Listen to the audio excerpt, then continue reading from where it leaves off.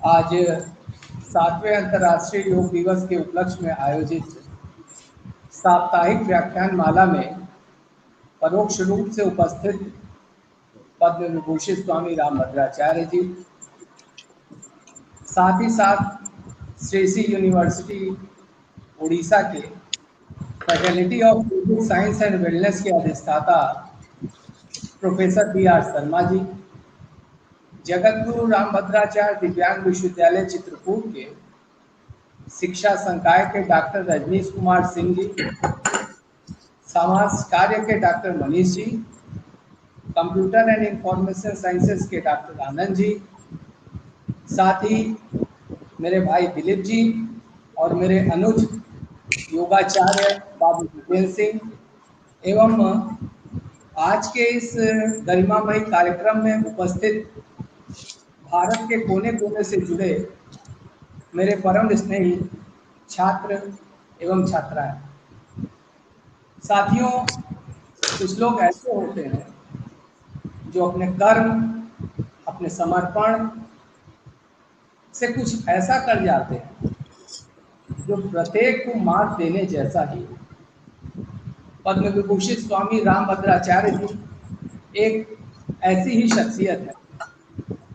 रामभद्राचार्य जी प्रखर राष्ट्रवादी विचारों वाले, साथ ही साथ दिव्यांगजनों हेतु अपने कार्यों एवं अपनी उपलब्धियों से समाज में निरंतर अपनी मौजूदगी का एहसास कराते रहते हैं।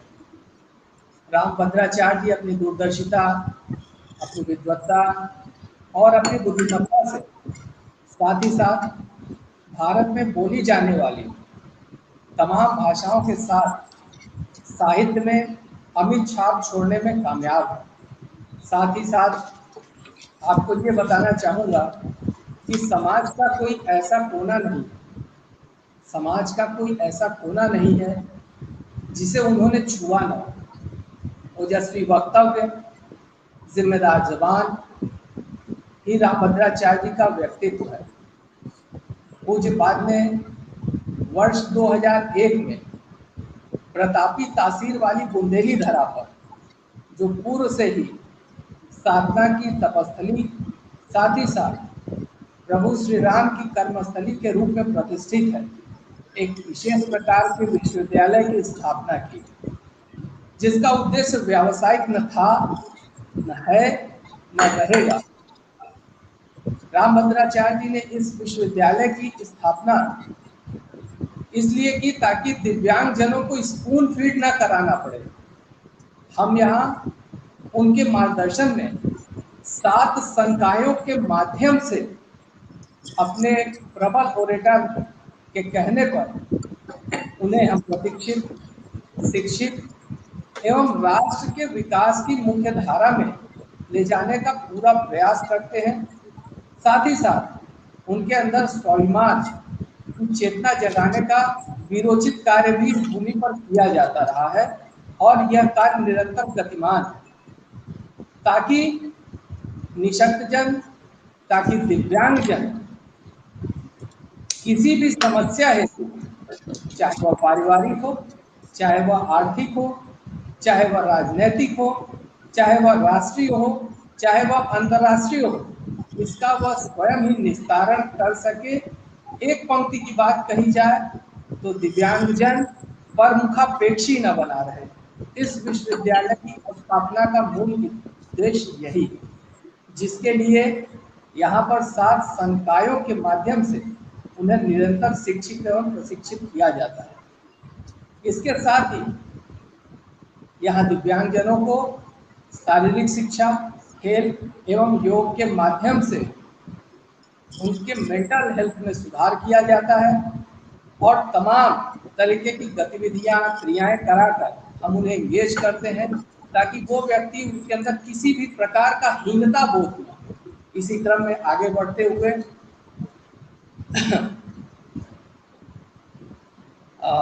रामभद्राचार्य जी के जीवन पर एक संक्षिप्त में एक और प्रकाश डालना चाहूँगा कि इनकी जीवन यात्रा में कहे न अनकहे वृत्तांत और धर्म की सार्थक उपस्थिति में जन कल्याणकारी कार्य हो, संघर्ष की ढेरों इस प्रकार की कथाएं विद्यमान है।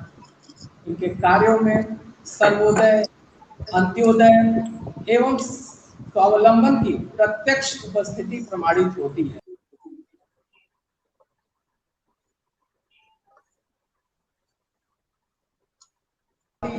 साहित्य भूषण सहित वर्ष 2015 में भारत के हाईएस्ट सेकेंड सिविलियन अवार्ड से अलंकृत भी किया गया। आज पुनः उसी विश्वविद्यालय में दिव्यांगजनों के प्रत्येक के शारीरिक मानसिक स्वास्थ्य हेतु जिस दौर में आज भारत में प्रत्येक व्यक्ति मेंटल हेल्थ इमरजेंसी के दौर में घूम रहा है, उससे उभारने का एक योगाचार्य जितेंद्र बाबू द्वारा, साथ ही साथ विश्वविद्यालय के अन्य साथियों द्वारा एक नया अभिनव प्रयास किया जा रहा है। और इसी क्रम में आगे बढ़ते हुए आइए हम सुनते हैं इसी क्षेत्र के मूर्धन्य जाने माने विद्वान श्री बी.आर. शर्मा जी को सुनते हैं। ज़्यादा समय सफा कर न लेते हुए आइए चलते हैं डॉक्टर बी.आर. शर्मा जी के पास। Doctor B R. शर्मा जी। नमस्कार।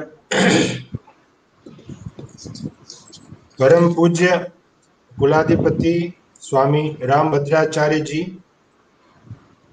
आपके चरण कमलों में मैं सादर प्रणाम करता हुआ कुलपति महोदय प्रोफेसर योगचंद्र दुबे जी, रजिस्ट्रार श्री महेंद्र जी, राष्ट्रीय सेवा योजना के सभी पदाधिकारी, अन्य सभी सेवक सेविकाएं तथा मेरे सभी विद्यार्थी बंधुओं, आज ये मेरे लिए सहर्ष का विषय है, बहुत ही सम्मान का विषय है कि मुझे जिस भूमि से मैं कहीं न कहीं भीतर से अपने अंदर से कहीं जुड़ा हुआ हूं, वहां से ये निमंत्रण मुझे प्राप्त हुआ और मैं हृदय से आप सभी का, आयोजकों का हृदय से धन्यवाद करता हूं कि मुझे ये सुअवसर आपने दिया। मेरे पास समय बहुत कम है। मैं अपनी बात जो है ये कुछ आपके सामने रखने की कोशिश करता हूं। यदि आप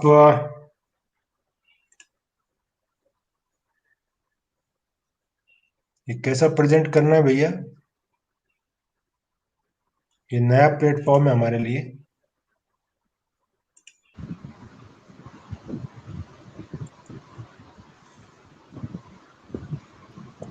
सर नीचे शेयर स्क्रीन का ऑप्शन आ रहा होगा।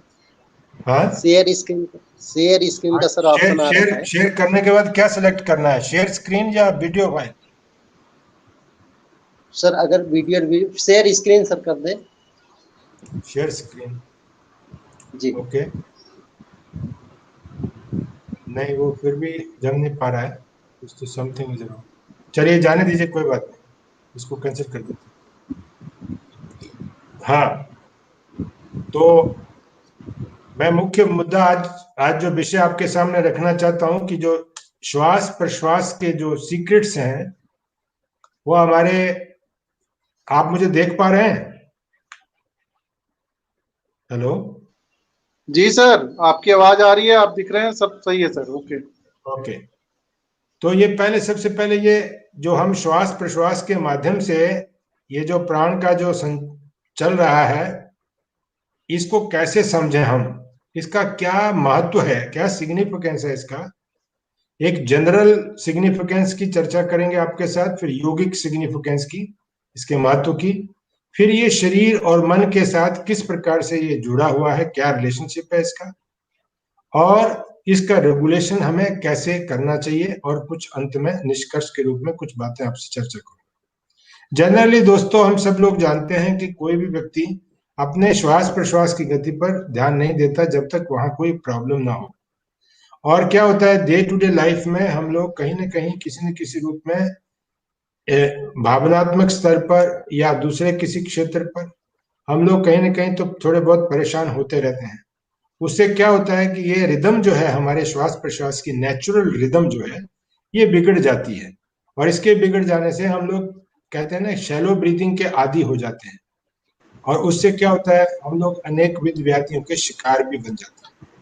तो यदि हमें अगर ठीक से अगर हम अच्छा स्वास्थ्य एंजॉय करना चाहते हैं तो हमें इसके बारे में जानकारी करना बहुत आवश्यक है। इस जानकारी के लिए सबसे पहले मैं अभी कहिए कि ये प्राण है क्या। तो ब्रेथ जो ब्रीदिंग जो है, ये श्वास प्रश्वास की जो प्रक्रिया हो रही है, ये प्रक्रिया उस प्राण के, जिसको कॉस्मिक एनर्जी कहते हैं हम लोग, जीवनी शक्ति कहते हैं, उसका मैनिफेस्टेशन है ये प्राण। ये जो श्वास प्रश्वास हो रहा है उस प्राणिक शक्ति का मैनिफेस्टेशन है, उसके द्वारा ये सब हो रहा है। और जो कुछ भी आप देख रहे हैं, ये प्राणिक शक्ति भी जो है वो एक ही झरना है जिसमें से सबसे फूटा हुआ है। वो क्या है, वो आत्म रूपी झरना हमारा। और प्राण का सम टोटल जो है, जितना भी जो कुछ भी फोर्सेस हैं जगत में, जितनी भी शक्तियां हैं जगत में, यहाँ कहीं भी ये इलेक्ट्रिसिटी की बात हो, हीट की बात हो, लाइट की बात हो, या जो कुछ भी आपको मैग्नेटिज्म की बात हो, ये सब उस प्राणिक एनर्जी का ही चमत्कार है।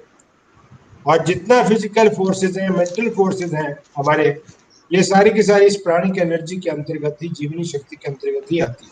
जहां कहीं आपको लाइट दिखाई पड़ती है, ये उस प्राण का ही एक्सप्रेशन है। इसको इस रूप में हम जान सकते हैं। अब देखिए जनरल इसका महत्व क्या है। ये जो है वो हमारे लंग्स में से वेंटिलेशन होता है, इन एंड आउट, वो गैसेस का एक्सचेंज होता है, कार्बन डाइऑक्साइड बाहर जाती है और ऑक्सीजन जो है वो अंदर आती है। ये पंपिंग जो होती है हमारे हृदय की, हार्ट की जो पंपिंग है, जिसके द्वारा ऑक्सीजनेटेड ब्लड जो है वो पूरे सेल को प्राप्त, बॉडी में पूरे सेल को प्राप्त होता है। और उसके साथ साथ में ये CO2 जो है वो बाहर रिमूव होता है। ये उसका, तो ये जो ब्रीदिंग है इसके दो पहलू, एक एक्सटर्नल जिसकी मैंने चर्चा की।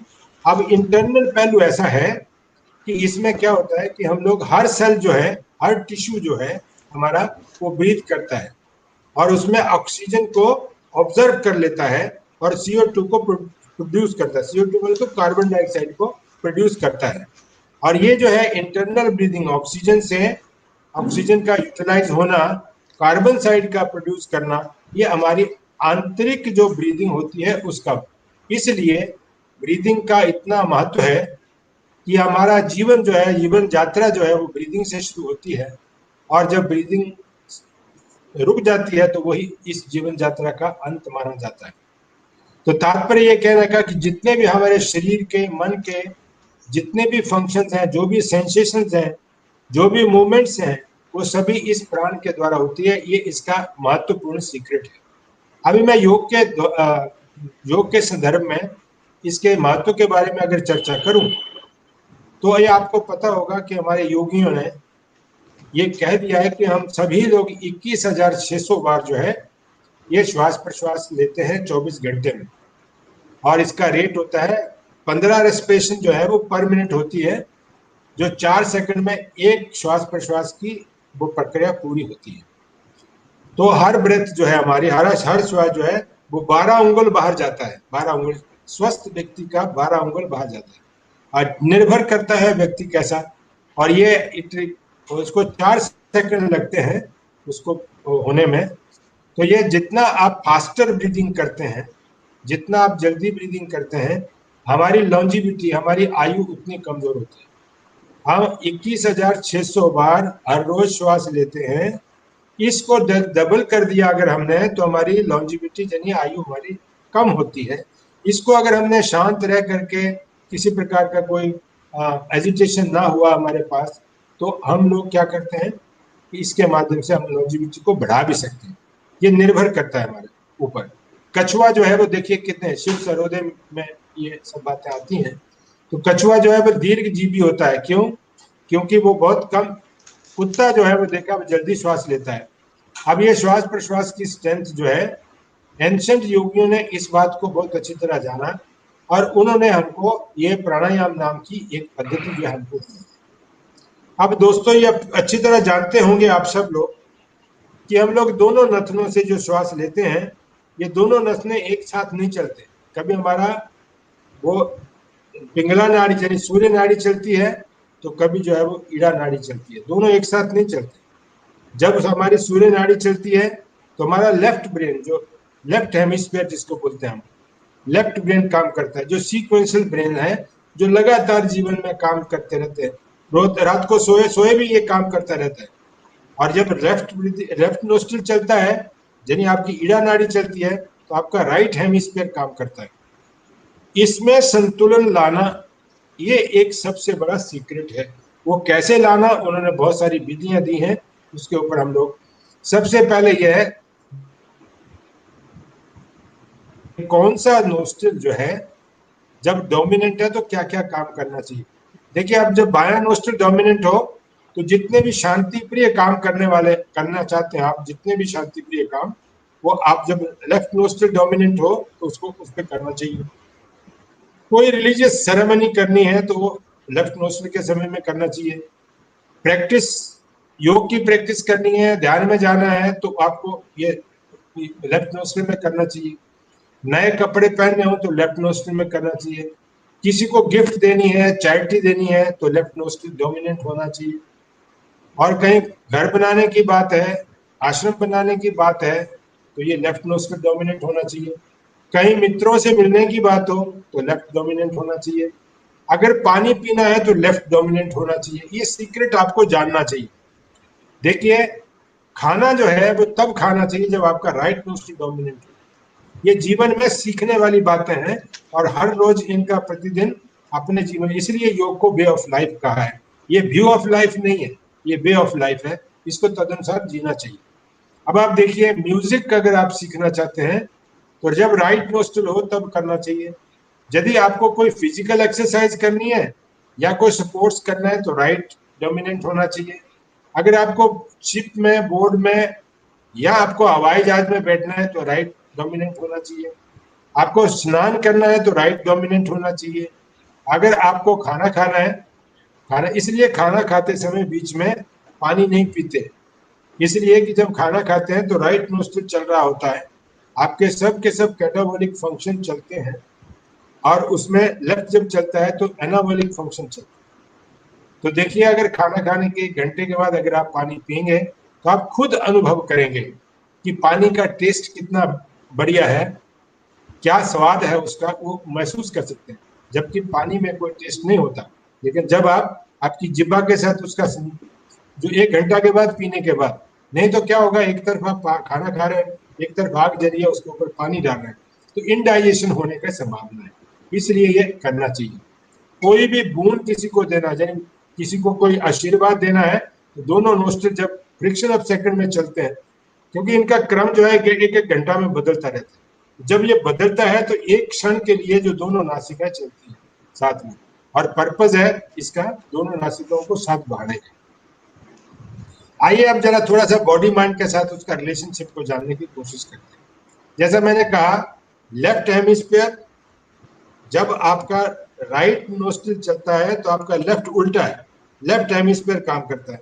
जब आपका लेफ्ट नोस्ट्रिल चलता है तो राइट हेमिस्फीयर जो है आपका इंट्यूशनल ब्रेन है, ये बात ध्यान में रखिए। जब आपका लेफ्ट चलता है तो राइट हेमिस्फीयर काम करता है, उसमें पैरासिम्पैथेटिकल नर्वस सिस्टम जो आपका वो काम करता है, और इसमें जो है वो लेफ्ट में आपका तो एक एक्सेलरेटर है गाड़ी का और दूसरा ब्रेक है।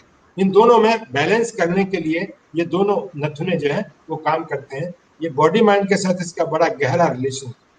अब आप देखिए, ये प्राण जो है यद्यपि एक है, परंतु जब ये बहुत जगह पे काम करता है तो उसको अनेक नाम दिए गए हैं।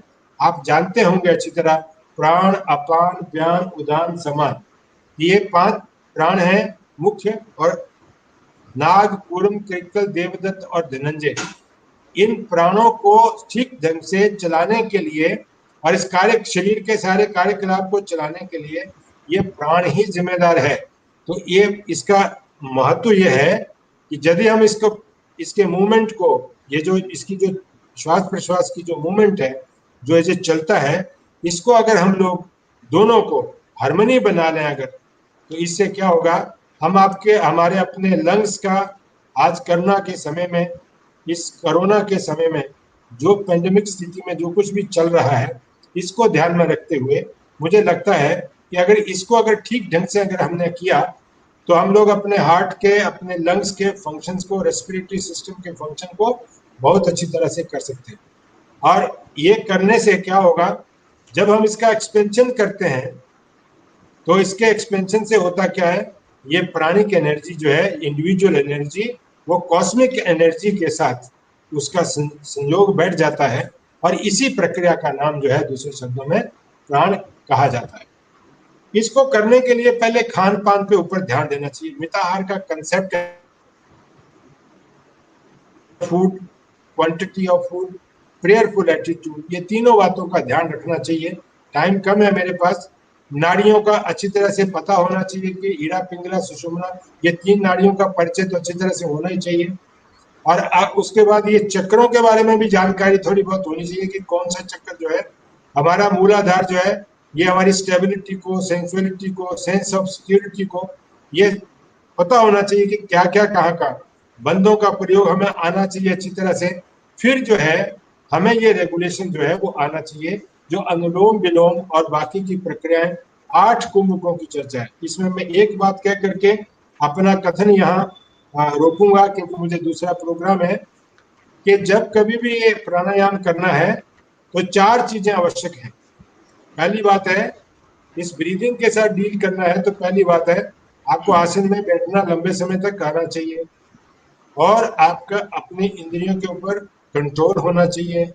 तीसरा है, आपने खाना जो है वो अपनी कॉन्स्टिट्यूशन और टेम्परामेंट के अनुसार खाना चाहिए।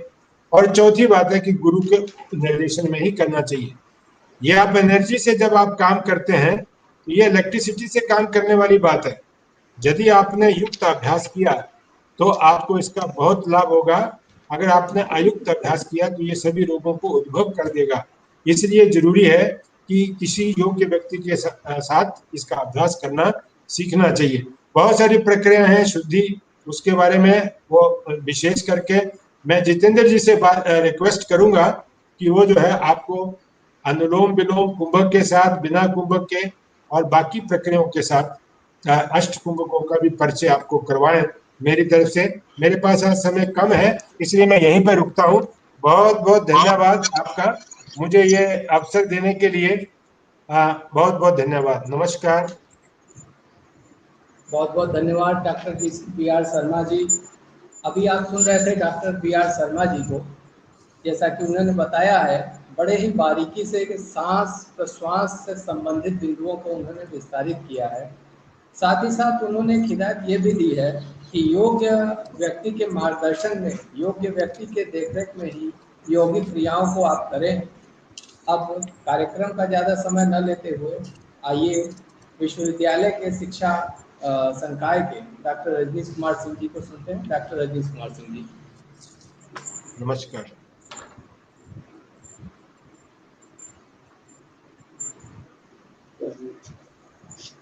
अमृतांशु सर। जी सर। अभी लेफ्ट हो गए थे, थोड़ा समय लगेगा, तब तक आप कुछ बोलते रहें सर, जैसे जुड़ जाए। रजनीश सर लीव हो गए थे। अच्छा, पूर्व में आवाज स्पष्ट थी? हाँ हाँ बिल्कुल सही थी। नहीं, पूर्व में, जैसा कि जब पूर्व में कार्यक्रम का आरंभ हुआ है तो आवाज स्पष्ट थी? बिल्कुल बिल्कुल स्पष्ट आवाज आ रही है, पूर्व में भी अभी भी। थोड़ा कम थी आवाज लेकिन अब सही है। अच्छा, तो मैं कुछ चीजों की फिर से पुनरावृत्ति करना चाहूंगा। क्या पुनरावृत्ति की अनुमति है यदि स्पष्ट न हुआ हो तो? हाँ हाँ कर दीजिए, जब तक रजनीश सर आ रहे हैं तब तक आप करें सर। जी जी। एक बार पुनः कार्यक्रम में पूर्व के बिंदुओं पर प्रकाश डालना चाहूँगा। जैसा कि आप इंटरनेट से संबंधित तमाम अव्यवस्थाओं से परिचित हैं। जैसा कि कुछ लोग ऐसे होते हैं जो अपने जीवन, अपने कर्म, अपने समर्पण से कुछ ऐसा कर जाते हैं जो प्रत्येक को मात देने जैसा ही है। पूज्य जगत गुरु स्वामी रामभद्राचार्य जी ऐसे ही शख्सियत हैं। रामभद्राचार्य जी अपने प्रखर राष्ट्रवादी विचारों, दिव्यांगजनों हेतु अपने कार्यों एवं अपनी उपलब्धियों से समाज में निरंतर अपनी मौजूदगी का एहसास कराते रहते हैं। रामभद्राचार्य जी अपनी दूरदर्शिता, अपनी बुद्धिमत्ता एवं भारत में बोली जाने वाली समस्त भाषाओं पर पकड़ के साथ ही साहित्य के क्षेत्र में अमिट छाप छोड़ने में कामयाब है। इसी क्रम में दूसरे बिंदु पर प्रकाश डालना चाहूँगा कि वर्ष 2001 में प्रतापी तासीर वाली बुंदेली धरा पर, जो कि पूर्व में साधना की तपस्थली, साथ ही साथ प्रभु श्री राम की कर्मभूमि के रूप में प्रतिष्ठित रही है, ऐसे दिव्य स्थान पर, ऐसे श्रेष्ठ स्थान पर, ऐसे उत्तम स्थान पर पूज्यपाद ने वर्ष 2001 में दिव्यांगजनों हेतु, उनके उत्थान हेतु, उनके उत्कर्ष हेतु एक विश्वविद्यालय की स्थापना की। अत्यंत हर्ष की बात यह है कि इस विश्वविद्यालय में हम दिव्यांगजनों को स्पून फीड नहीं कराते, इसके विपरीत हम 7 संकायों के माध्यम से उनको जागरूक, स्वावलंबी, उनको रेगुलर, उनको ओबीडिएंट, उनको आइडल बनाने का हम प्रयास करते हैं। इस विश्वविद्यालय में 7 संकायों के माध्यम से हम उनके भीतर स्वाभिमान जागृत करने का प्रयास करते हैं, ताकि दिव्यांगजन अपनी व्यक्तिगत, पारिवारिक, आर्थिक, राजनैतिक, सामाजिक, राष्ट्रीय एवं अंतर्राष्ट्रीय समस्याएं हेतु किसी के ऊपर आश्रित न रहे, या यूं कहें कि दिव्यांग अपनी समस्याओं हेतु प्रमुखापेक्षी न बने। पूज्यपाद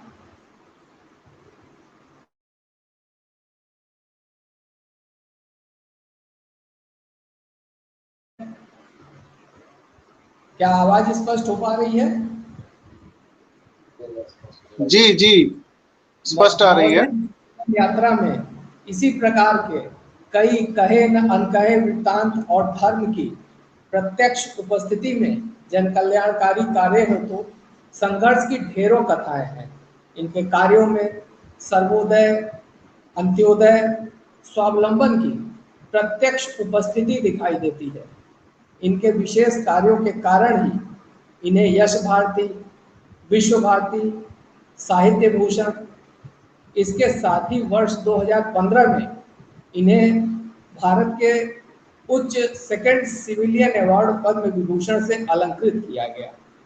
आज पुनः उसी विश्वविद्यालय में मेंटल हेल्थ इमरजेंसी के दौर में योगाचार्य बाबू जितेंद्र सिंह, साथ ही मेरे एनएसएस के भाइयों द्वारा एक अभिनव प्रयास किया गया है। इस प्रकार की एक व्याख्यानमाला का आयोजन, साथ ही यौगिक क्रियाओं की एक श्रृंखला को आयोजित किया गया है।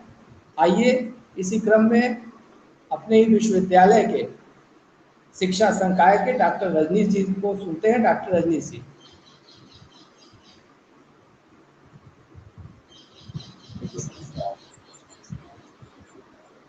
सर, अभी तकनीकी दिक्कतों के कारण हमारे एक्सपर्ट महोदय नहीं जुड़ पा रहे हैं। हाँ जी, उसके लिए थोड़ा सा वेट करते हैं, देखते हैं, नहीं तो उसके बाद फिर कार्यक्रम को जी शॉर्ट आउट करके सर एवं कुशलता से कार्य करते हैं तो वह योग का ही प्रभाव है। योग उनके लिए है जो खान पान एवं आराम करने में संयम रखते हैं।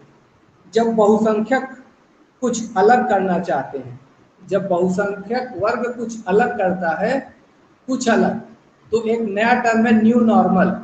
तो वो न्यू नॉर्मल, अब ये जब न्यू नॉर्मल बहुसंख्यक करते हैं और उसमें एक्टिविटी हम कुछ और नॉर्मल ऐसे कर, आज लोगों का सिर्फ और सिर्फ मानसिक बल्कि भावनात्मक स्वास्थ्य भी प्रभावित हुआ है। जैसा कि पूर्व में अपने साथियों से मैंने चर्चा भी की है कि पिछले कुछ दिवसों से या ये कहें वर्षों से जिस प्रकार की महामारी भारत में जनसामान्य में फैली हुई है, इससे प्रत्येक व्यक्ति कहीं न कहीं प्रभावित है, चाहे वह शारीरिक रूप से प्रभावित है अथवा एक स्थान पर रहते हुए एक।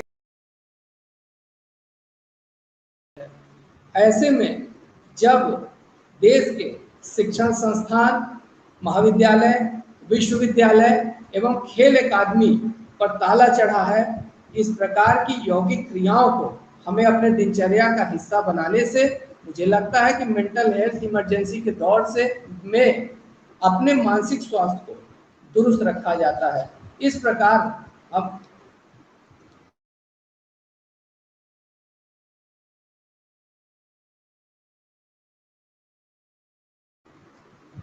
हेलो हेलो जी जी सही चल रहा है सर। कंटिन्यू करूं? हाँ कंटिन्यू रखिए सर, जैसे ही कनेक्ट हो जाएंगे रजनीश सर तो फिर उनको दे दिया मनीष जी जाएगा सर। अवेलेबल है? मनीष जी अवेलेबल है? मनीष सर लास्ट में बोलेंगे ना सर। अच्छा ठीक, कोई बात नहीं, तो अभी मनीष जी से ही करा देते हैं। दो दो क्षण में बोल लूं, उसके बाद मनीष जी को सुनते हैं हम लोग। जी जी जी, आज जैसा कि हम देख पा रहे हैं, बहुसंख्यक लोग साइकोसोमैटिक समस्याओं से ग्रसित हैं। अब ये नई नई टर्म क्या है साइकोसोमैटिक? ये है कि मन और शरीर से रिलेटेड जो भी प्रॉब्लम है वो साइकोसोमैटिक प्रॉब्लम की श्रेणी में आती है। समस्याओं से जूझ रहे हैं, उन विकल्पों को तलाश कर रहे हैं जो उन्हें तन के साथ मन को सुकून दे। कि क्या ऐसी कोई विधा है, क्या ऐसी कोई शारीरिक क्रिया है, क्या ऐसी कोई खेल क्रिया है जो हमारे तन के साथ साथ हमारे मन को भी सुकून दे। तो जब हम इस प्रकार की समस्याओं पर प्रकाश डालते हैं तो समाधान के तौर पर हम ये पाते हैं कि शायद योगिक क्रियाएं, योग ही एकमात्र ऐसी क्रिया है जो साइकोसोमैटिक समस्याओं से भी जो सज्जन जूझ रहे हैं उनको उभारा जा सकता है। हम तब तक तनाव का अनुभव नहीं कर सकते जब तक कि किसी के बारे में हम चेतन अथवा अवचेतन मन से कोई विचार हम न अपनाए हों।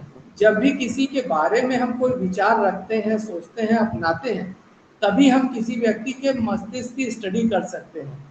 अगर कोई व्यक्ति किसी के बारे में विचार करता हो, चिंतन मनन करता हो, किसी विषय पर सोचता हो, तो ही इस प्रकार की चीज़ों को नापा जाता है, आंका जाता है, समझा जा सकता है। जब हमारे विचार नकारात्मक होते हैं, उसमें बेचैनी, भय, ईर्ष्या अथवा अवसाद का एहसास होता है, तो वह तनाव उत्पन्न करता है। मेडिटेशन में एक चीज़ है कि ब्रेन के जो 4 हिस्से हैं, जिसमें लेफ्ट हिप्पोकैम्पस है, पोस्टेरियर सिंगुलेट है, पॉन्स है, द टेम्पर है, पैरिएटल जंक्शन पर गहरा प्रभाव पड़ता है। इससे सोचने की शक्ति बढ़ जाती है, एकाग्रता आदि आती है, किसी कार्य पर अधिक फोकस कर पाते हैं। तो इस प्रकार हम देख पाते हैं कि जो मेडिटेशन है, तो जो आज के कार्यक्रम का हमारा केंद्र बिंदु है, हमारे कार्यक्रम का केंद्र बिंदु है छात्र। तो ये मेडिटेशन उसके चारों प्रकोष्ठों पर बहुत प्रभावी कार्य करता है, बहुत डोमिनेटली वर्क करता है।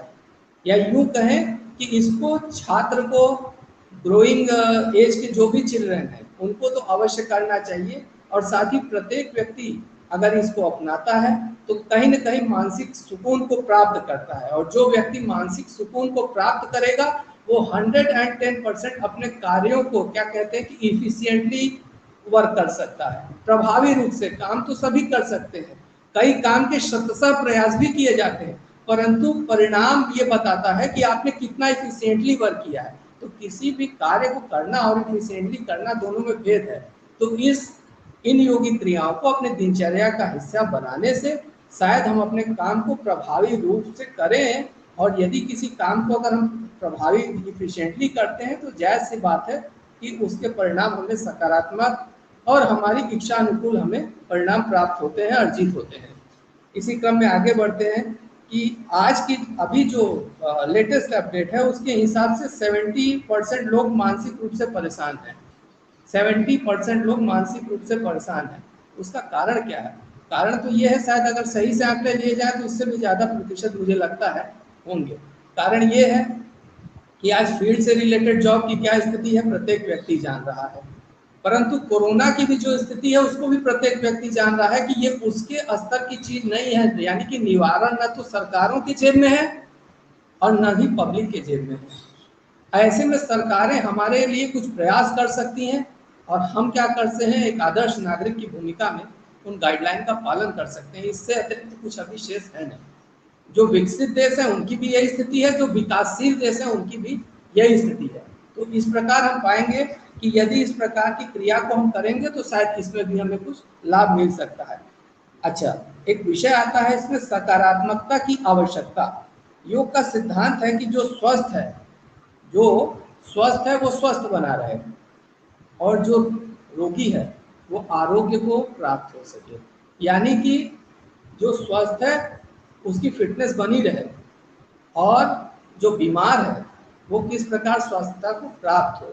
ये दोनों चीज़ें हमारी सकारात्मकता की आवश्यकता विषय के अंतर्गत आती हैं। अगर कोई रोगग्रस्त हो जाए तो क्या करेंगे, तो उसकी निवृत्ति किस प्रकार हो, ये हमारा विषय रहेगा। इसको योग की उपचारात्मक अवस्था में सम्मिलित किया गया है। योग दोनों तरीके से काम कर सकता है। शरीर का शारीरिक, मानसिक, बौद्धिक और भावनात्मक दृष्टि से विकास करता है।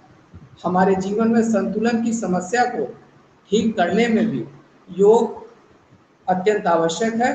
परंतु एक बिंदु इसमें, जैसा कि doctor B R Sharma ji ने इंगित किया, जैसा कि doctor B R Sharma ji ने हमें बताया कि एक कुशल मार्गदर्शक यानी कि एक ट्रेनर के हमको गाइडेंस में ही इसको सीखना है, इसको करना है। जब आप मैच्योर हो जाए इसमें, जब आप ट्रेंड हो जाए, तब भले से आप जिस प्रकार जिस भी तरीके से आप इसको योगिक आसनास को परफॉर्म कर सकते हैं। अब इसमें एक बड़ा बिंदु ये आता है कि जिसको बोल करके मैं ये अवसर दूंगा मनीष बाबू को, कि आसन और what is the basic difference between asana and pranayama, कि दोनों में बेसिक डिफरेंस क्या है। आमतौर पर इसमें काफ़ी कंफ्यूजन है कि वही आसन है वही प्राणायाम है, तो इसमें कैसे हम बाइफिकेशन। तो इसमें क्या है कि आसन वो है, जैसे कोई पोस्चर है वो आसन है, जैसे पद्मासन है, लोटस पोस्चर है, रेड पोज है, शवासन है। तो आसन जो हम एक विशेष डिग्री में उस शरीर को अपने ले जाकर एक स्थिति में रोकते हैं, हालांकि श्वास उसमें भी चल रही है, परंतु प्राणायाम में मन और श्वास को साधना है। प्राणायाम में that is the basic difference between आसन एंड प्राणायाम। इसमें मन को और श्वास को साधना है एक साथ, और इसके विपरीत आसन में सिर्फ और सिर्फ बॉडी के पोस्चर को ऐसा बनाना है जैसा ट्रेनर चाह रहे हैं, जैसा पूर्ववर्ती लोगों ने हमें बताया है कि ये आसन में ऐसी स्थिति को प्राप्त होना है, ऐसी स्थिति बनानी है, शरीर की ऐसी आकृति होनी चाहिए। और इसके विपरीत प्राणायाम में मन और श्वास को साधना है। That is the basic difference between आसन एंड प्राणायाम। अब इस कार्यक्रम को आगे बढ़ाते हैं। आइए समाज कार्य से संबंधित सहायक आचार्य डॉक्टर मनीष जी को सुनते हैं। डॉक्टर मनीष जी, नमस्कार, मेरी आवाज आ रही है क्या? जी जी बिल्कुल जी आ रही है सर, आ रही है मनीष सर। सर्वप्रथम मैं विश्वविद्यालय के जीवन पर्यंत कुलाधिपति श्री जगद्गुरु रामानंदाचार्य स्वामी रामभद्राचार्य जी के श्री चरणों में कोटि नमन करता हूँ, और तत्पश्चात विश्वविद्यालय के कुलपति प्रोफेसर योगेश चंद्र दुबे सर को नमन करते हुए मैं धन्यवाद देता हूँ राष्ट्रीय सेवा योजना की पूरी टीम को, और साथ ही साथ आज के कार्यक्रम का संचालन कर रहे श्री अमृतांशु सर को, कि आप लोगों ने मुझे इस मंच पर बोलने का एक अवसर दिया। हालांकि ऐसी कोई तैयारी नहीं मेरी कि मैं किसी पर्टिकुलर विषय पर कुछ कह सकूं, जिसके कारण कि ये है कि, लेकिन योग जो हमारे साथ आज जुड़ा है, हमारे जीवन से जुड़ा है, मैं थोड़ा सा इसके महत्व पर और उनके इससे संबंधित अलग बिंदुओं पर प्रकाश डालने का प्रयास करूंगा। हालांकि मेरा योग से भी इतना ज़्यादा कोई संबंध नहीं रहा, लेकिन फिर भी जो मैंने सीखा है, जो मैंने अनुभव किया है और जो मैंने पढ़ा है और जो समझा है, उस अनुभव के आधार पर मैं अपने विचार यहाँ पर रखूँगा। सर्वप्रथम मैं जैसा कि हम यह जानते हैं कि आज के समय में एक महामारी जिसने कि संपूर्ण विश्व को प्रभावित किया है, उसमें हम भी हैं, उसमें आप भी हैं, उसमें हर कोई है, चाहे कोई छोटा हो या बड़ा हो, छोटा हो बच्चा हो, नेता हो अभिनेता हो, हर किसी को इस महामारी ने कहीं ना कहीं प्रभावित किया है, और प्रभावित ही नहीं किया, बुरी तरह से प्रभावित किया है। आप समझ सकते हैं कि किस तरह से कैमरा अर्थव्यवस्था। ऑन करें। सर इंटरनेट डिस्कनेक्ट हो जाएगा सर, ऐसे में स्पीड में थोड़ा सा ओके दिक्कत ओके। हो। तो ये इसने सबको प्रभावित तो किया है, और अर्थव्यवस्था जिस तरह से पूरे विश्व की चरमराई है, तो उससे एक समस्या तो आई है, वो है मानसिक। बहुत से मजदूर, बहुत से लोग कोरोना से नहीं बल्कि मानसिकता से, उनकी मानसिकता कुछ इस तरह की हो गई कि वो इस बीमारी को झेल नहीं पाए या इस संकट को झेल नहीं पाए, और वो हमें अलविदा कह गए। ऐसी स्थिति में अगर कोई चीज़ इस दुनिया में है जो कि हमको सकारात्मक शक्ति प्रदान कर सकती है, जैसा कि अभी महोदय अमृतांशु सर ने बताया कि, और हमारे वक्ता श्री बी.आर. शर्मा सर ने बताया कि किस तरह से हम सकारात्मकता को अगर अपनाएं तो हम बड़ी से बड़ी बाधा को पार कर सकते हैं। और योग में सकारात्मकता बहुत बड़ा रोल प्ले करती है, बहुत बड़ा योगदान रहता है सकारात्मकता का। तो उसी की कमी जब हो जाती है, उसी सकारात्मक विचारों की कमी होती है, तो कहीं ना कहीं इन समस्याओं को, आज का जो संकट है उसको हम झेल नहीं पाते हैं। तो योग में जैसा कि ये ज़रूरी है कि हम सकारात्मक रहें। और अब क्या होता है आजकल कि वर्क फ्रॉम होम का एक प्रचलन हो गया है। वर्क फ्रॉम होम का प्रचलन है, जैसे कि अभी भी हम कर रहे हैं, मैं भी आपसे बात कर रहा हूँ, ये स्ट्रीम यार्ड के थ्रू यूट्यूब पर लाइव टेलीकास्ट हो रहा है। ये सारा का सारा काम हम टेक्नोलॉजी के माध्यम से कर रहे हैं। हाँ, ये है कि मैं इस टेक्नोलॉजी का भी शुक्रिया अदा करता हूँ। Google, Microsoft, Bill Gates, Larry Page, Sergey Brin, सबका मैं शुक्रिया अदा इसलिए भी करता हूँ क्योंकि आज के समय में उन्हीं की ये देन है कि हम और आप सब एक दूसरे से रूबरू हो पा रहे हैं। लेकिन इसका एक अलग पहलू ये हो जाता है कि एक स्ट्रेस अलग तरह का होता है, और जब हम ज़्यादा समय तक कंप्यूटर और मोबाइल से जुड़े रहते हैं, काम करते रहते हैं, तो हमारी बॉडी के साथ साथ हमारे मस्तिष्क पर भी इसका कुछ दुष्प्रभाव पड़ता है, और कहीं ना कहीं उसके कारण भी हमको कई बीमारियां घेर लेती हैं। आजकल के समय में आप देख सकते होंगे कि कई लोगों को डायबिटीज़ या हाइपरटेंशन या इस तरह की तमाम कार्डियोवास्कुलर डिजीज़, तमाम बीमारियां हो जाती हैं। तो ये कहीं ना कहीं एक कारण होता है टेंशन का, जिसको कि हम योग के माध्यम से दूर कर सकते हैं। और योग हमको ऐसी सुविधाएं, ऐसे आसन या ऐसे कुछ जैसे प्राणायाम जो होते हैं, उसमें हम उसकी मदद से हम टेंशन जैसी चीज़ को दूर कर सकते हैं। और क्योंकि एक चीज़ हम देखते हैं कि जब हम योग करते हैं और उसको हम सही से करें, तो वो हमारे हाइपरटेंशन और डायबिटीज़ आदि जैसी जो जानलेवा बीमारियां होती हैं, जो कि ताउम्र हमारे साथ रहती हैं, उनसे हमें लड़ने में मदद करता है। और कई लोगों का तो ठीक भी हो जाता है। बाबा रामदेव जी ऐसा दावा करते हैं कि कई उन्होंने अपने शिविर में कई लोगों को ठीक भी किया है, और मैं ये मानता भी हूँ क्योंकि हमारी जो प्राचीन जो पद्धतियाँ हैं, प्राचीन जो चिकित्सा पद्धतियाँ हैं, और जो योग है, वो कहीं ना कहीं कई बीमारियों की सबसे बड़ी दवा होती है, और उनसे कई बड़ी से बड़ी बीमारियां भी ठीक हो जाती हैं। तो योग में अब हम बात करते हैं कि योग में जो श्वास की क्या भूमिका होती है। जैसे कि अभी सर बता रहे थे, हालांकि मैं योग का कोई विशेषज्ञ नहीं हूं, और फिर भी एक चीज़ मैं कहना चाहूँगा कि श्वास हमारे शरीर में कहीं ना कहीं बहुत बड़ा रोल प्ले करती है। हम किस तरह से हम सांस लेते हैं, हमारे सांस लेने की गति क्या है, वो हमारी भाव, स्वभाव आदि को प्रभावित करती है। सर एक चीज मैं गुजारिश करना चाहूँगा, अगर रजनीश सर जुड़े तो मुझे कृपया आप लोग कृपया मुझे बता दें, ताकि मैं अपने विचारों को विराम दे जी सकूं। जी जी, अभी नहीं जुड़े हैं, जैसे ही जुड़ते हैं तो हम आपको सूचित करेंगे। जी sure sure, thank you sir. तो तो मैं बात करता श्वास की, जैसा कि प्रोफेसर पी शर्मा सर बता रहे थे हमको, जो कि आज हमारे साथ श्री यूनिवर्सिटी उड़ीसा से जुड़े थे। तो उसमें होता क्या है कि हम लोग जब छोटे थे, एक छोटी सी घटना शेयर करूंगा कि हम लोग जब छोटे थे तो हमारे यहाँ कुछ लोग आए थे, और मुझे याद है कि मैं समय 7th स्टैंडर्ड में था, 2003 की ये घटना है। और उन्होंने हमारे स्कूल में ये प्रस्ताव रखा कि हम बच्चों को या आपके बच्चों को हम मेडिटेशन सिखाना चाहते हैं। अब हम लोगों के लिए बड़ी नई सी चीज़ थी। हमने कहा कि ये मेडिटेशन क्या होता है, तो लोगों ने, किसी ने कहा कि अपने सांसों पर नियंत्रण रखना ही मेडिटेशन होता है।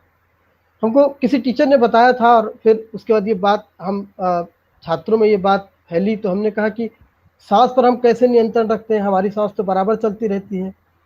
फिर भी वो दिन आया, वो वक्त आया, और हम लोग सब एक हॉल में एकत्र हुए, जिसको हम गांधी हॉल कहा करते थे, और वहाँ पर गांधी जी की फोटो भी थी।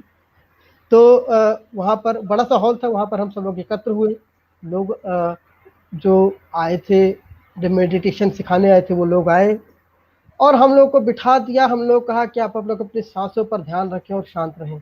हम लोग बैठे रहे। हम मेरे मन में एक विचार हमेशा आता रहा कि हम लोग ये सांस क्यों देख रहे हैं, तो इससे हमको क्या फ़ायदा होता है। और तो अब उन लोगों ने पूरा बखान करना चालू किया। क्षमा चाहूँगा, मैं कुछ ऐसे शब्द यूज़ कर रहा हूँ, क्योंकि हम लोग, मैं उस स्थिति को मैं यहाँ पर दर्शाना चाह रहा हूँ शब्दों के माध्यम से कि उस समय हमारी मनस्थिति क्या थी और आज वो मनस्थिति क्या है, जब हम इसकी महत्ता को समझते हैं। तो इसीलिए मैं ऐसे शब्दों का उपयोग कर रहा हूँ। तो हमने कहा कि ये क्या है, हम ऐसे सांस बराबर को 1 घंटा आपको बिठा दे तो कहेगा कि यार हम तो यहाँ बोर हो रहे हैं। तो अब ऐसी स्थिति में हम लोग बैठे रहे, हम लोग सांस पे ध्यान देते रहे, लेकिन होता क्या है कि जब हम किसी चीज़ को हम करते हैं शुरू में, तो उस पर ध्यान नहीं लगता है। अब वो लोग कह रहे थे, उन्होंने महात्मा बुद्ध का एग्जाम्पल दिया। उन्होंने कहा कि आप लोग कितने कितने साल के हैं, तो कुछ लोगों ने बताया इतने साल के। तो उन्होंने कहा कि महात्मा बुद्ध ने बहुत कम उम्र में ही ये शुरू कर दिया था, इसीलिए उनको ज्ञान प्राप्त हुआ। और क्या उनकी छवि है वो हर कोई जानता है। उनके किसी परिचय के मोहताज नहीं है महात्मा बुद्ध। उनका ज्ञान, उनके दिए गए उपदेश, उनकी दी हुई फिलॉसफी पूरे विश्व में फैली है और हर कोई इसको अच्छे से जानता है। तो उन्होंने हमको बताया, तो मेरे मन में एक विचार ये भी उस समय आया कि उन्होंने ऐसा क्या किया और उनके मन में इस तरह के विचार कैसे आए। तो उस समय तो वो कुछ दिन का था, 2-3 दिन का, और 2-3 दिन हम लोगों को 10 बजे से लेकर के और 6 बजे तक हम लोगों को बिठाया जाता था। हम लोग को सांस पर ध्यान केंद्रित करने को सिखाया जाता था। तो उसमें शुरू में जो मेरी मनस्थिति थी, तो 3 दिन बाद मुझे थोड़ा सा ऐसा लगा कि कुछ हद तक जो है मेरे स्वभाव में परिवर्तन आया था। क्योंकि उन्होंने कहा कि आप गुस्से में हो तो आप अपने सांस पर ध्यान दीजिए, आप बहुत टेंशन में हैं तो आप अपने सांस पर ध्यान दीजिए। आप की अगर सांस गति बहुत तेज है, स्वाभाविक सी बात है, जब गुस्से में होते हैं, बहुत टेंशन में होते हैं, जब कभी हम कोई बहुत ज़्यादा फिजिकल एक्टिविटी करके आते हैं, तो हमारी सांस की गति तेज होती है। और ऐसी स्थिति में अगर हम थोड़ा सा मेडिटेशन कर लेते हैं, तो हम कहीं ना कहीं उससे निजात पाते हैं और कहीं ना कहीं फ्रेशनेस फील होती है। हमें तो यहाँ तक भी बताया गया था कि जब आप पढ़ने बैठे तो सबसे पहले आप अपने सांस पर ध्यान दें, थोड़ा सा 10 मिनट मेडिटेशन करें, 5 मिनट मेडिटेशन करें। और ये मेडिटेशन मुझे लगता है कि ये भी कहीं ना कहीं एक योग में, क्योंकि जब हम सांसों पर नियंत्रण, आप देखते हैं कि जब हम आसन करते हैं तो इतने समय तक सांस लेना है, इतने समय तक सांस छोड़ना है। जब सूर्य नमस्कार करते हैं, मयूर आसन करते हैं या कोई सा भी आसन करते हैं, तो उसमें सांसों पर नियंत्रण या सांस कब छोड़ना है, कब लेना है, इसके विषय में बहुत ज़्यादा फोकस किया जाता है इस पर। तो इसका बहुत बड़ा कनेक्शन है, इसलिए मैं इस बात को और थोड़ा सा विस्तृत रूप से कहने का प्रयास करता हूँ। तो उसमें ये बताया गया कि उस तरह की जब पढ़ते हैं, जब आप टेंशन में होते हैं, तो आप आप अपने सांस पर ध्यान दीजिए।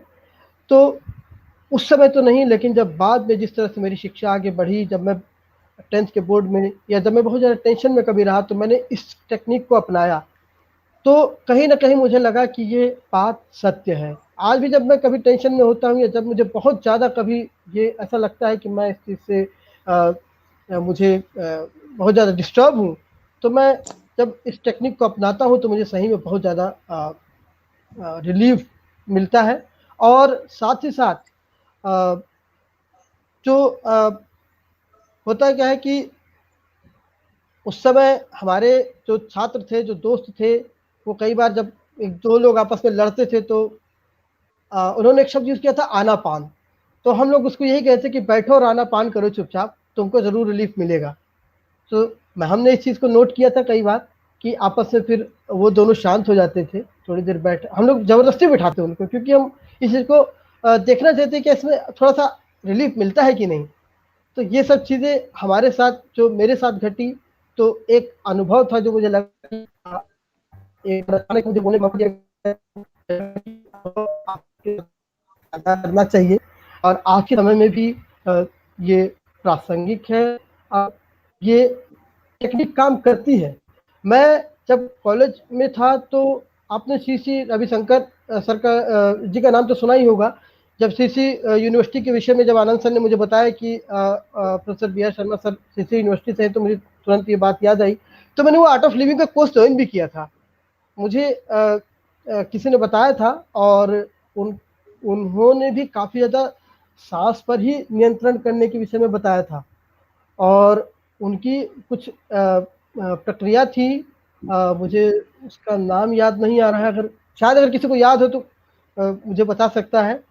कुछ उनकी एक क्रिया होती है, शोधन क्रिया या कुछ तो होती है, वो हमको सिखाया गया था, और उसमें ये बताया गया था कि आपको सांस किस गति से लेना है, किस गति से छोड़ना है। हालांकि योगासन भी थे, बहुत कुछ था, बहुत सारी जानकारी हमको दी गई थी। तो अब आज भी वो कोर्सेज होते हैं, आर्ट ऑफ लिविंग के कोर्सेज बराबर चलते रहते हैं।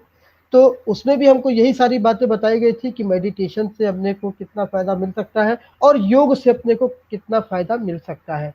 हाँ, एक चीज़ और, ये जो अभी सर ने अभी जिक्र किया था इड़ा, पिंगला और सुषुम्ना नाड़ियाँ, इसके विषय में हालांकि हमने कभी स्वाभाविक सी बात है कि हमने कभी प्रैक्टिकल नहीं किया, लेकिन मैंने यूट्यूब पर कई वीडियोस देखे, इसके विषय में पढ़ा, इसके विषय में जानकारी प्राप्त की। तो जैसे सर ने बोला तो मुझे दिमाग में तुरंत ये क्लिक किया कि हाँ, मैंने कभी इसके विषय में पढ़ा था, यूट्यूब पर भी सुना था। तो इसमें ये सूर्य नाड़ी, चंद्र नाड़ी, इस तरह से बोला जाता है। और इस विषय पर कभी मुझे याद आता है कि छोटी सी ही सही, लेकिन हमारे विश्वविद्यालय में जो योग विभाग में प्राध्यापक हैं श्री जितेंद्र प्रताप सर, तो उनसे भी एक बार इस विषय में चर्चा हुई थी मेरी, तो उन्होंने भी मुझे बताया था इसका महत्व और ये किस तरह से काम करता है।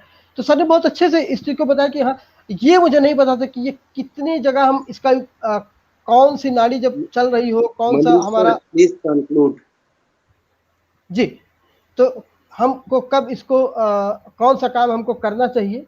तो ये सब चीज़ें हमको उस समय नहीं पता थी, जो कि मुझे आज बहुत कुछ पता चला सर से कि हमको कब कौन सी गतिविधि करनी चाहिए, जब हमारी पिंगला नाड़ी एक्टिव हो तब, और जब हमारी सुषुम्ना नाड़ी एक्टिव हो तब। तो अंत में मैं यही कहना चाहूँगा कि एक योग और हमारी जो सांस लेने की ब्रीदिंग जो है, उसका बहुत बड़ा रिलेशन है, और ये एक दूसरे से पूरी तरह से इंटरकनेक्टेड या इंटरलिंक्ड है। और जब भी हम कोई आसन करते हैं तो स्वाभाविक सी बात है, उसमें हमारी सांस लेने और सांस छोड़ने की गति को हमेशा ध्यान में रखा जाता है। और इसीलिए ये कहा जाता है क्योंकि अगर ये जरा सी भी डिस्टर्ब हुई, क्योंकि ये प्राणवायु है, तो हम गए। इंसान, मतलब ये है कि बहुत दिक्कत हो सकती है, बहुत बड़ी मुसीबत में फंस सकता है। इसलिए गुरु के सानिध्य में रह के ही इसको करना और सीखना ज़्यादा ज़रूरी है, तभी हम सभी रोगों से, जैसा कि सर ने बताया, कि हम निजात पा सकते हैं। तो अंत में मैं आप सबका एक बार पुनः धन्यवाद करूंगा, पूरी राष्ट्रीय सेवा योजना की टीम, जिसमें Shri Dilip Kumar sir, doctor Anand sir, doctor Prajyot Dubey sir, Neetu Tiwari ma'am, और अगर किसी का नाम छूट रहा हो तो मैं क्षमा चाहूँगा। और सबसे बड़ा सहयोग डॉक्टर आनंद सर का तकनीकी सहयोग, और मुझे स्पेशली इनवाइट करने के लिए अमृतांशु सर और आनंद सर का मैं तहे दिल से धन्यवाद करता हूँ कि मुझे आज इस प्लेटफॉर्म पर बोलने का मौका दिया। एक बार पुनः आप सबको धन्यवाद करते हुए मैं अपनी वाणी को विराम देता हूँ। नमस्कार। बहुत बहुत धन्यवाद मनीष जी। अभी आप सुन रहे थे मनीष जी को, जिन्होंने योग से सकारात्मक विचार आते हैं इस बिंदु को उन्होंने विस्तारित किया। साथ ही योग में श्वास की भूमिका एवं अपने जीवन में योग से संबंधित कुछ पहलुओं पर उन्होंने प्रकाश डाला कि योग को लेकर उनके व्यक्तिगत जीवन में किस प्रकार के अनुभव हैं। और इसी प्रकार के कार्यक्रम के आयोजन हेतु एवं कार्यक्रम में अपना समय देने हेतु doctor B R. Sharma, doctor Rajneesh ji, doctor Anand ji, Daleep ji, Manish ji एवं परम स्नेही बाबू जितेंद्र सिंह सहित समस्त टीम एनएसएस को बहुत बहुत बहुत धन्यवाद। और ये सत्र इसी के साथ समाप्त होता है और कल एक नई ऊर्जा के साथ जितेंद्र जी के साथ फिर से एक नई सुबह की शुरुआत होगी। बहुत बहुत धन्यवाद। नमस्कार।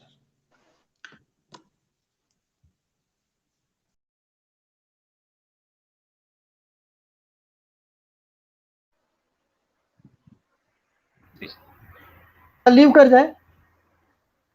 हाँ लीव कर लीजिए सर। Thank you sir.